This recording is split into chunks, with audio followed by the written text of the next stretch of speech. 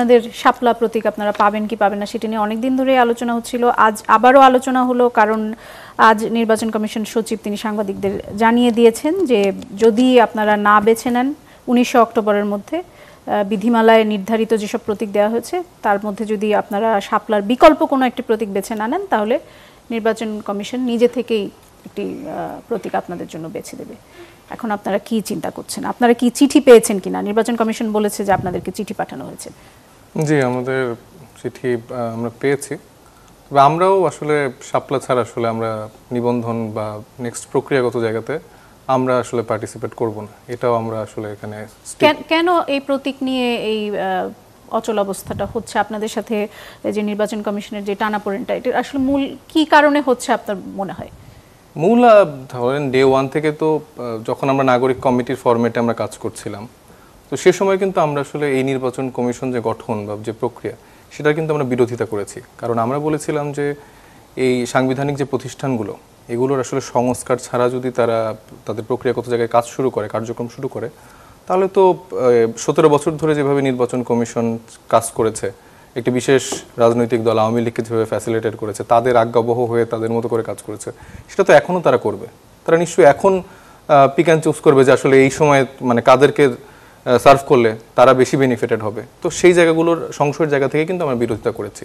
এবং আমরা দেখতে পেয়েছি যে নির্বাচন কমিশন গঠন হওয়ার পরে অনেক অবৈধ ইলেকশনের বৈধ মেয়রকে আমরা দেখতে পেয়েছি। এটা নিয়ে অনেক কাদা ছোড়াছড়ি, মারামারি, এরকম ঘটনাও কিন্তু আমরা দেখেছি, যেটা আসলে তারাই দিয়ে দিতে যাচ্ছে যে না না এটা তাদের পাওয়া উচিত।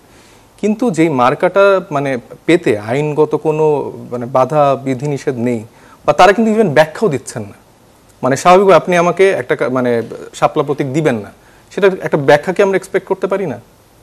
তারা বলছেন যে তাদের তালিকায় নেই এটি। এটা তো কোনো ইয়া হতো, কিন্তু এটা তো কোনো যে নতুন মার্কাগুলো অন্তর্ভুক্ত হয়েছে সেগুলো তো তালিকায় ছিল না। এবং তারা কিন্তু যখন প্রথম অবস্থায় ছিল তারা কিন্তু বলেছিল শাপলার প্রতীকটি তারা অন্তর্ভুক্ত করবে।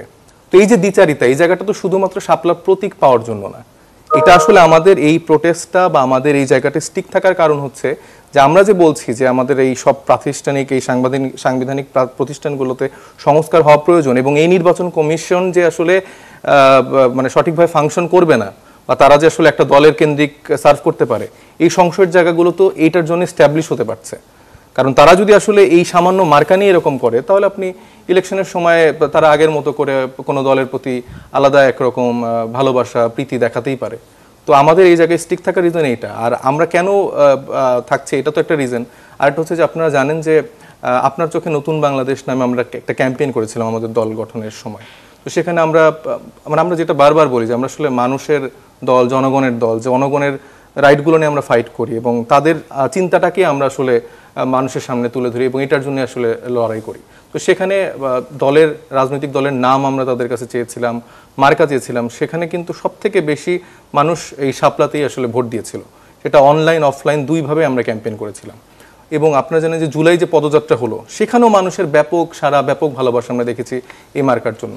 তো এই মার্কা দিতে তাদের আসলে কেন এত সমস্যা, কোন শক্তির জন্য আসলে তারা এগুলো দিতে পারছে না, ব্যাখ্যা মানুষের কাছে দিতে চাচ্ছে না, এটা তো নতুন বাংলাদেশে গণঅভ্যুত্থান পরবর্তী সময়ে একটা সাংবিধানিক প্রতিষ্ঠানের কাছে তো আমরা এইভাবে আশা করতে পারি না। তো আমাদের লড়াইটা আসলে জনগণের জন্য লড়াই, এটা যে ব্যক্তিকেন্দ্রিক একটা ক্ষোভ আক্ষেপ তা না, আমরা জনগণের জন্য লড়াই করছি। এই সাংবিধানিক প্রতিষ্ঠানগুলো যে ফাংশন করা উচিত কিভাবে, স্বাধীনভাবে, এবং তারা যে আসলে কাউকে এরকম ব্যাখ্যা ছাড়া কোনো কিছু না দিতে পারে, এরকম জায়গাগুলো যে আবার নতুন করে কালচারাল জায়গাটা তারা স্ট্যাবলিশ করছে, সেটার বিরুদ্ধে আমাদের অবস্থান।